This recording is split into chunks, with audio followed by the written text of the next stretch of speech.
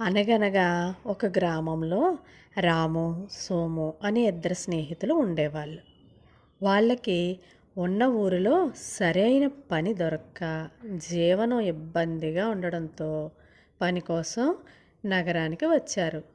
నగరంలో ఒక వ్యాపారి దగ్గరికి వెళ్ళి ఏదైనా పని ఇవ్వమని అడిగారు. ఆ వ్యాపారి వాళ్ళిద్దరికీ చెరో ఫేం బుట్ట ఇచ్చి తన తోటలో ఉన్న బావిలో నీళ్లు తోడి తెల్లారేసరికి తోటకు నీళ్లు పెట్టమని చెప్పాడు. ఫేం బుట్టతో నీళ్లు తోడడం ఏంటి, తెలివి తక్కువ కాకపోతే అనుకొని సోము రాత్రంతా పడుకున్నాడు.